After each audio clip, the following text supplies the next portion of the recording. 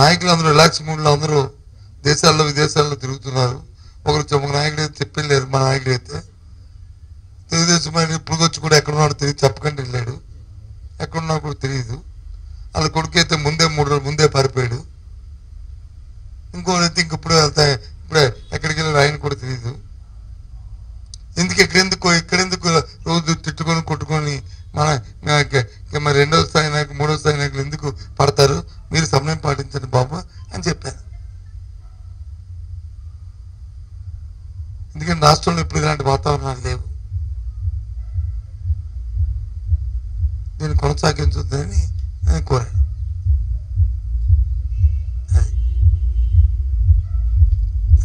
ఇంకా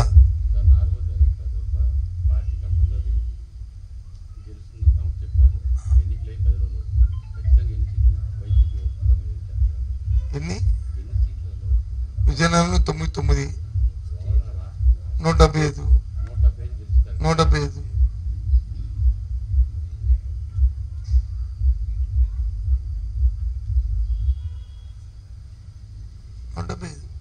no issue. Confident. ఎప్పుడు కూడా ఓటేసే మనిషి వ్యక్తిని రాజకీయ పార్టీ కోరుతుంది. వ్యక్తి ఆలోచిస్తాడు, నేను ఈ పార్టీకి వ్యక్తికి ఎందుకు ఓటేయాలి, ఈ పార్టీకి వ్యక్తి ఎందుకు ఓటేయకూడదు. మా దగ్గర 99% ఎందుకు ఓటేయాలా అని చెప్పడానికి 100 కారణాలతో పాటు ఇందాక చెప్పినట్టు భారతదేశం ఏ నాయకుడు చెప్పలేదు. స్వాతంత్రం వచ్చిన తర్వాత ఏ రాజకీయ పార్టీ కూడా చెప్పలేదు. గత 5 సంవత్సరాల్లో మా పరిపాలన చూసి ఓటేయండి. మొట్టమొదటిసారిగా కొత్త వ్యవహార శైలిని కొత్త ట్రెండ్ తీసుకొచ్చారు జగన్మోహన్ రెడ్డి గారు.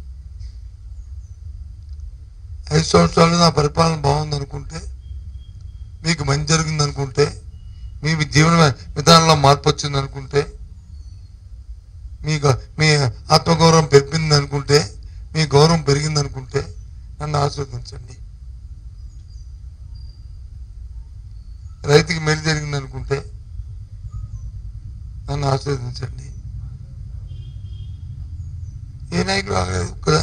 జగన్మోహన్ రెడ్డి స్వాతంత్రం వచ్చిన తర్వాత ఆంధ్ర రాష్ట్రం ఏర్పాటైన తర్వాత జరిగిన ఎన్నికలు జరిగినప్పుడు కూడా మొట్టమొదటిసారి వైసీపీ పార్టీ అడిగింది ఈ విధానాన్ని. జగన్మోహన్ రెడ్డి అనే వ్యక్తి ముఖ్యమంత్రి 5 సంవత్సరాలు ముఖ్యమంత్రి ఆయన అడిగాడు. చంద్రబాబు నాయుడు అడిగాడా? నా పరిపాలన చూసి గత నా 14 సంవత్సరాల పరిపాలన ఒకటి అడిగాడు. చెప్పండి.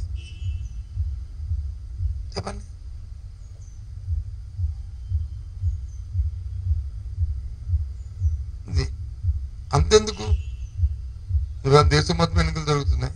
2 దఫాలు భారతదేశ ప్రధానిగా మోడీ గెలిచారు. ఈ 2 సంవత్సరాల పరిపాలన ఓటు అడుగుతున్నాడు ఆయన. మళ్ళీ కులాలు మతాలు వర్గాలు లేకపోతే ఆ సెక్షన్ తీస్తాను ఈ సెక్షన్ తీస్తాను లేకపోతే ఇంకొక అంశాలు తీసుకొచ్చి అడుగుతున్నారు తప్ప, నేను 10 సంవత్సరాలు పరిపాలించాను అది చూసి మీ అందరూ సంతోషించుకుంటే మళ్ళీ నాకు ఓటు మనం అడగచ్చు కదా. జగన్మోహన్ రెడ్డి గారు ఇప్పుడు ఉన్న వాళ్ళందరం కూడా వయసులో కొంచెం చిన్నవాళ్ళు పెద్దవాళ్ళు ఉన్నారు. మీ అందరూ కూడా విలేజ్ సోదరులు ఎన్నో ఎన్నికల్లో మీరు చూశారు. ఎన్నికల్లో చూడడం కాకుండా మీ వృత్తిలో మీరు వచ్చి ఎంతమంది రాజకీయాలు చదువుకొని చూసి తెలుసుకొని ఉంటారు. చెప్పండి ఎవరైనా సరే.